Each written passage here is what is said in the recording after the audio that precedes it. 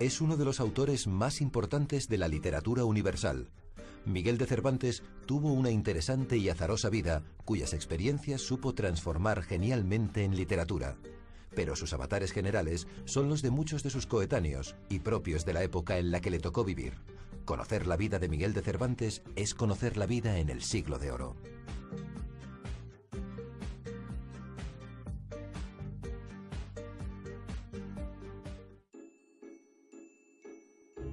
La mayoría de la población en España, en la transición entre los siglos XVI y XVII, seguía siendo predominantemente rural. La gente vivía en el campo y de la producción agrícola y ganadera, básicamente en una economía de subsistencia. El tiempo que vive Cervantes es un tiempo que llamamos de la sociedad del antiguo régimen, una sociedad donde solo existen dos grupos fundamentales, los privilegiados, que es toda la nobleza, que se caracterizan pues porque no pagan impuestos, entre otras cosas, no pagan pechos, y los pecheros, que son los que pagan los impuestos, que son en general el Estado llano. Es decir, que Cervantes tiene que vivir en una sociedad jerarquizada y tiene que moverse pues en ese mundo entre hidalgos, campesinos, gente marginal de las ciudades, y un mundo complicado y difícil para la lucha por la vida.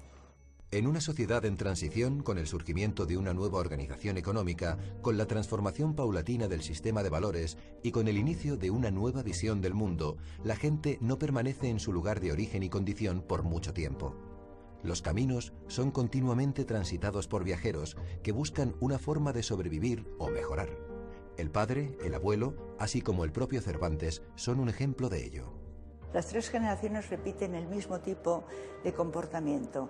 Se mueven del sitio donde han nacido, no paran en realidad, están viajando todo el tiempo por la península, Cervantes también por Italia, por distintos sitios de la monarquía hispánica, buscando mejorar. La gente se mueve y se mueve para ¿a dónde? Pues a donde puede haber oportunidades, que es la corte, las ciudades, incluso las Indias. Esa fue la vida de Cervantes, así que es un mundo en movimiento en busca de esa mejora concreta. En plena transformación y formación del Estado moderno, el oficio de las armas está cambiando profundamente. El tópico debate sobre la relación entre armas y letras se desdobla en realidades más complejas.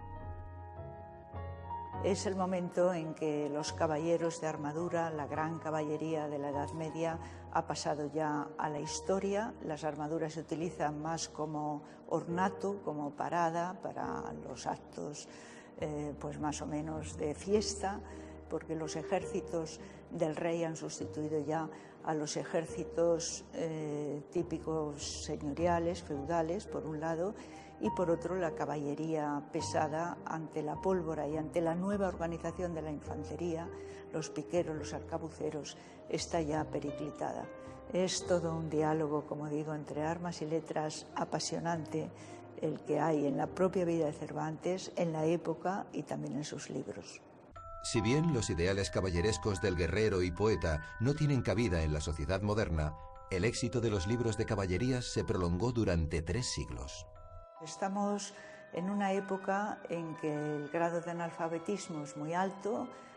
Por otro lado, los libros son objetos caros, pero sin embargo es una cultura oral todavía donde se leía muchísimo en altavoz, también está recogido en el Quijote. Es decir, el contenido de estos libros maravillosos los conocía todo el mundo y es un momento de una cultura relativamente homogénea en ese sentido, porque no hay separación entre pues lo que pueden leer las clases ilustradas y lo que escuchan y oyen contar las clases más iletradas. Un amplio mundo de marginados de todo tipo, una sociedad de la sospecha en la que la limpieza de sangre se ha convertido en un instrumento de discriminación, forman parte del mundo cervantino, tanto en su realidad histórica como en la de sus personajes. Cervantes estuvo 3 veces en la cárcel, en Castro del Río, en Sevilla y en Valladolid, y las 3 veces era inocente. Bueno, no es casualidad, la cárcel no era la pena, sino que era preventiva. Cuando alguien era sospechoso se le metía en la cárcel, pero en cualquier caso se podía caer en la cárcel con facilidad porque había un solapamiento de justicias. En una sociedad de órdenes, en una sociedad basada por el criterio de nacimiento, cada pequeña o grande región, cada pueblo, cada señor, los alcaldes, pues cada uno tenía su fuero, su privilegio, y para el ciudadano común era muy difícil librarse en algún momento de la arbitrariedad de todos estos fueros, de todo este solapamiento de justicia y de los propios jueces. El mundo de Cervantes era incierto y azaroso. En un momento histórico en el que la mortalidad era elevada, la creencia religiosa permite a las gentes una cierta esperanza. Todo este mundo religioso y de devoción es algo sin el cual no se entiende la vida de Cervantes. Él mismo murió como cristiano sincero, y época difícil en todos los sentidos, en que la religión pues suponía un apoyo y al mismo tiempo pues un control de casi toda la vida social.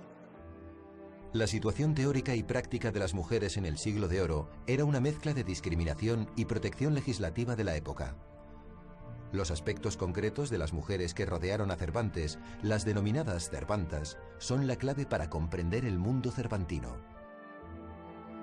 El mundo de sus tías, de sus hermanas, de su hija natural, Isabel, es un mundo bastante significativo porque estas son mujeres que saben leer y escribir, lo cual para la época es bastante notable. Y naturalmente era muy difícil acomodarlas en una sociedad con criterios de nacimiento. Realmente las mujeres que vuelven a ser enclaustradas, es decir, se dice que lo que tienen que hacer es estar en casa o en el convento y no salir, a partir del siglo XVI, con el Renacimiento, lo único que podían dedicarse es, a casarse o meterse monja o puntos suspensivos. La defensa del esparcimiento como necesidad vital ha sido un principio proclamado por didácticos y moralistas de todas las épocas. Cambian los detalles según los momentos históricos, pero no esa necesidad natural del ser humano. En la época de Cervantes, las fiestas, el teatro sobre todo, son los máximos, los juegos de azar, los juegos de carta, son los entretenimientos de la época. Sabemos, por cierto, que 2 años después de la publicación del Quijote, en 1605, está documentado que ya en 1607, en distintos lugares de Europa, en los carnavales, salen figuras vestidos de Don Quijote y Sancho. Don Quijote se convirtió en un icono para todo Occidente desde que lo inventa Cervantes, porque es uno de los pocos grandes mitos de nuestra cultura inventado ex novo, que no procede de ninguna tradición oral. Y el teatro es el ocio fundamental y era el fundamento de toda fiesta y del juego y del ocio del antiguo régimen. El mundo que vivió Cervantes fue un mundo de cambios y descubrimientos, un mundo que marcó su trayectoria vital y que él supo reflejar magistralmente en su obra.